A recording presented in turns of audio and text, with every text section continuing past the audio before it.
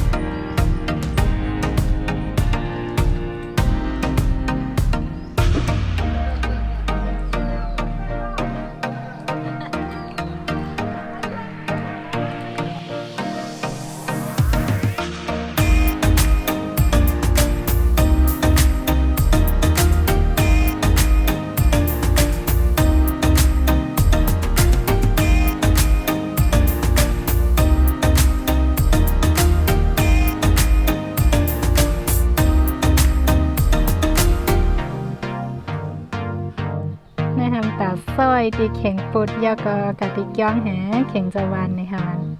อันนี้นะคะสำหรับห้อยผลไม้นะคะ ก็จะทำไม้อย่างนี้เลยนะคะ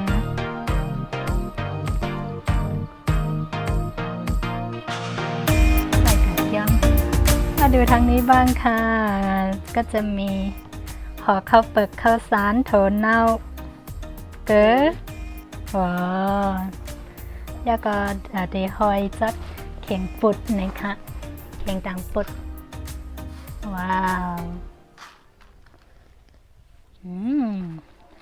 อันนี้ห่อเรียบร้อยแล้วนะคะอย่างแล้วมาจับกันเป็นตุ้มเหรอนะคะมันจ้วงก็มาเป็นสวยอันไรเป็นอะไรหลุดจันกับหนึ่งใส่1 กองจัน1 กองเอ้ยจ้วงอะไรกูว่าเป็นเปียกกัน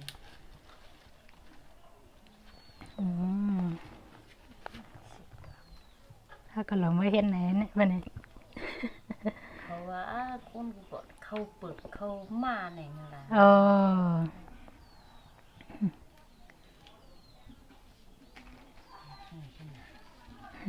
หอยก็กำมาก็ให้6 กองเลยก็ขึ้นลีดเอาในหน่อยก็ใส่1 ตุ้มเป็น1 อัน1 ปุ้ม1 ตุ้มเป็น1 เงี้ยวทำก็ขึ้นมาสอยจับกันจับหมักใหม่แบบนี้นะคะเนี่ยนะใช่จับกันนี่ก็เคืองน่ะนะอันนี้ซ้ำเป็นก๊อกเต้นนะคะดีวานเท่าขนาดเฮ็ดก๊อกเต้นเหงก๊อกเต้นเหงในเดียวก๊อกไม่มองเฮ็ดค่ะเนาะ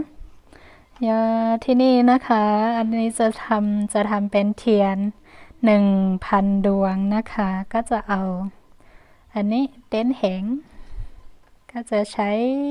ไม้ไผ่นะคะจะใส่สำหรับถ้วยออกพรรษานี้นะคะ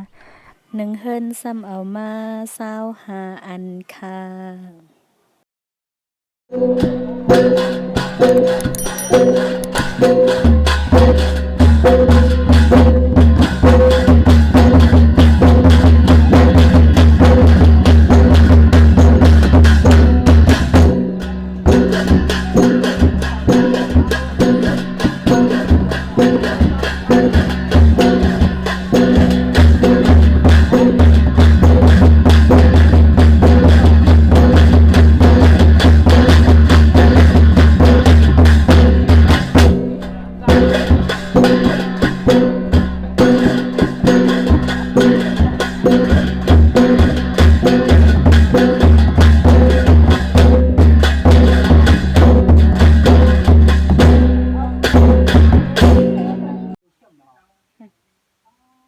เต้นในก่อนหนึ่งแค่ๆมา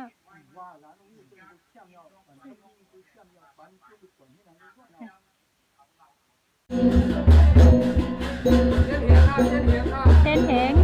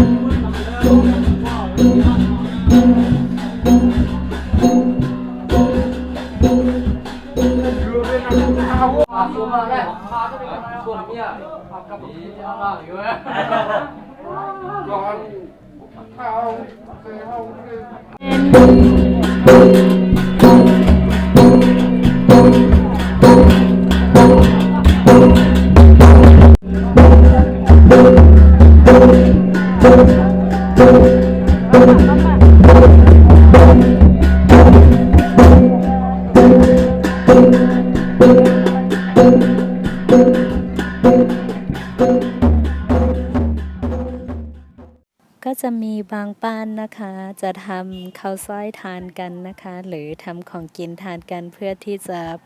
ประหยัดค่าใช้จ่ายในบ้านค่ะ